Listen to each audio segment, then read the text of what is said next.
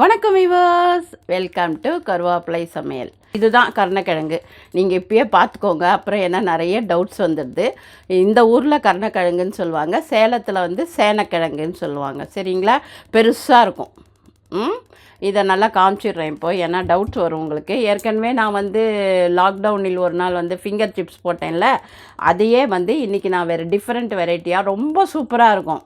நீங்கள் இது வரைக்கும் சாப்பிட்டே இருக்க மாட்டீங்க. அந்த மாதிரி நம்ம பண்ண போகிறோம். இதை என்ன பண்ணணும், தோலை வந்து முதல்ல எடுத்துக்கணும். சரிங்களா? தோலை கம்ப்ளீட்டாக ரிமூவ் பண்ணிடணும். இங்கே பாருங்கள், நான் தண்ணியில் உப்பு போட்டு வச்சுருக்கேன். இந்த கிழங்கை வந்து இதில் போட்டு உப்பு தண்ணியில் கொஞ்சம் நல்லா தேய்ச்சி அலம்பிடுங்க. ஏன்னா சம்டைம்ஸ் சில பேருக்கு வந்து அரிப்பெல்லாம் வரும், அலர்ஜியாக இருக்கும், ஒத்துக்காது. இதில் கொஞ்சம் புளியும் போட்டு கூட நீங்கள் நல்லா இந்த மாதிரி ரப் பண்ணிவிடுங்க, தேய்ச்சி இது பண்ணிவிடுங்க. சரிங்களா? அது ரொம்ப இம்பார்ட்டண்ட்டு. 5 நிமிஷமாவது நல்லா இது பண்ணிக்கோங்க. பண்ணிவிட்டு எடுத்துடுங்க. எடுத்துகிட்டு என்ன பண்ணணும் இப்போ சொல்கிறேன் பாருங்கள். இந்த மாதிரி ஒரு துருவல் இருக்குல்ல, அதில் இந்த பெரிய துருவல் இருக்குல்ல, அதில் துருவிக்கலாம் நம்ம. சரிங்களா? பாருங்கள், இங்கே பார்த்தீங்களா எப்படி வந்திருக்குன்னு துருவுறது. இந்த மாதிரி வரணும். சரிங்களா?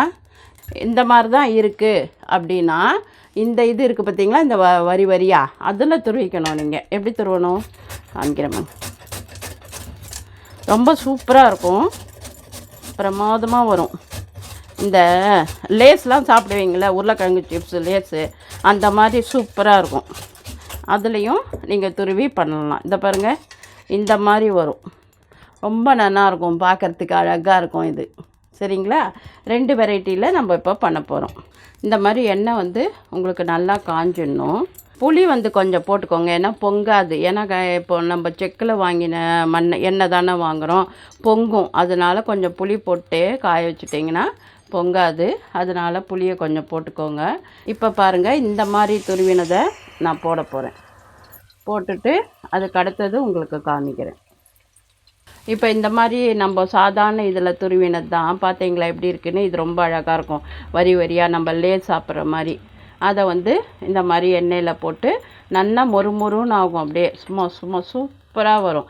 கொஞ்சம் வெயிட் பண்ணணும். நீங்கள் வெயிட் பண்ண உடனே நான் காமிக்கிறேன் எடுக்கும்போது. இந்த மாதிரி இந்த கருணைக்கிழங்கை நீங்கள் இந்த மாதிரி போட்டிங்கன்னா இன்னும் அந்த ஃபிங்கர் சிப்ஸை விட இது இன்னும் பிரமாதமாக சாப்பிடுவாங்க. காரம் போட்டு சாட் ஐட்டம் மாதிரி நீங்கள் இதை பண்ணி கொடுத்துடலாம். இங்கே பாருங்கள், இந்த உப்பு சாட் மசாலான்னு சொல்லுவாங்க. இதை நீங்கள் பிளாக் சால்ட் வாங்கியும் அரைச்சி வச்சுக்கலாம். இதுதான் வந்து உங்களுக்கு எல்லாத்துலேயுமே நீங்கள் போட்டு பாருங்கள், உங்களோட டிஷ்ஷு வந்து ஒரு தனி டேஸ்ட்டு கிடைக்கும். இது ஒரு பெரிய சீக்ரெட் டிப்ஸ். சரிங்களா? பாருங்கள், இப்போ வந்து நம்ம துருவிருக்கோமா, அதை இதில் போட்டோமா, நல்லா முறுன்னு வந்த உடனே நம்ம எடுக்கணும். எண்ணெய் வந்து காஞ்ச பிறகு சிம் பண்ணிக்கோங்க. சரிங்களா? நான் சின்ன பாத்திரம் வச்சுட்டேன், ஏன்னா கொஞ்சமாக தானே போட போகிறோன்ட்டு. 1/4 கிலோ கருணைக்கிழங்கு தான் நான் வாங்கினேன். சும்மா இன்றைக்கி ஏற்கனவே காய் பண்ணிட்டேன். ஒரு சைடில் 2வது ஸ்நாக்ஸு மொறுன்னு தொட்டுக்கிறதுக்கு வேணும்னதுனால எங்கள் பையன் கேட்டான்ட்டு இதை பண்ணேன். ஸோ இன்றைக்கி வந்து நான் என்ன பண்ணியிருக்கேன் அப்படின்னு கேட்டிங்கன்னா, அதுவும் நான் வீடியோ எடுத்திருக்கேன். இருப்புளி குழம்பும் தொட்டுக்கிறதுக்கு கத்திரிக்காய் காய், இது வேறு. இது என்னது, சிப்ஸ். பார்த்தீங்களா எப்படி சூப்பராக வந்திருக்கு. இதை பண்ணிங்கன்னு வச்சுக்கோங்க, அந்த இதை விட இது இன்னும் சூப்பராக ஓடும். உங்கள் குட்டீஸ்லாம் வந்து ஆஹா ஓஹோன்னு சாப்பிடுவாங்க. நான் பண்ண கரம் மசாலா என்ன, அதுக்கப்புறம் சாட் மசாலா, அதாவது பிளாக் சால்ட்டு கொஞ்சம் அந்த மசாலாவோட கொஞ்சம் ஜாஸ்தியாக போட்டுக்கணும். சரிங்களா? அதுக்கப்புறம் வந்து இதுதான் உப்பும் வேறு, மசாலா டேஸ்ட்டும் வேறு. அப்புறம் அது இல்லாமல் காரம் வந்து உங்களுக்கு வேணும்னா காரப்பொடி போட்டுக்கலாம். கொஞ்சமாக காரப்பொடி ரொம்ப வேண்டாம், குழந்தைங்க சாப்பிட்றதா இருந்தால். அதுக்கு பதிலாக இந்த காரப்பொடிக்கு பதிலாக நீங்கள் என்ன பண்ணலாம், கொஞ்சமாக மிளகு பொடி சேர்த்துக்கலாம். சரிங்களா? இதெல்லாம் நம்ம மிக்ஸ் பண்ண போகிறோம். இப்போ மிக்ஸ் பண்ணிவிட்டு இப்படி மிக்ஸ் பண்ணிடணும். நல்லா எல்லாத்தையும் மிக்ஸ் பண்ணிவிட்டு இப்படி கையில் கூட எடுத்து இப்படி பண்ணலாம். சரிங்களா? இப்போ போட்ட உடனே சூடாக எடுக்கிறோம் இல்லையா, அந்த சூடாக எடுக்கும்போதே நீங்கள் போட்டுடணும். இங்கே பாருங்கள், இப்படி ப்ரிப்பேர் பண்ணி வச்சுட்டு இப்படி தூவிட்டு என்ன பண்ணணும், அப்படி உலுக்கி விடணும். சூப்பராக இருக்கும். அது என்ன காம்பினேஷன் யாருமே கண்டுபிடிக்க முடியாது, செம்ம டேஸ்ட்டாக இருக்கும்.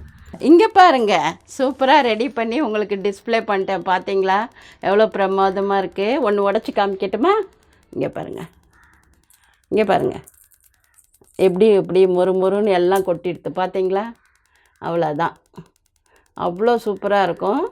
நீங்கள் சாப்பிட்டு பார்த்துட்டு உங்கள் குட்டீஸ்க்கு மெயினாக கேளுங்க எப்படி இருக்குன்னு. நீங்கள் வெளியிலேயே வாங்க வேண்டாம். இப்போ கருணைக்கிழங்கு ரொம்ப சீப்பாக இருக்குது, அதனால தான் உங்களுக்கு போட்டேன். இப்போ வந்து கிழங்கு காய்க்கு காயும் ஆச்சு, சிப்ஸுக்கு சிப்ஸும் ஆச்சு.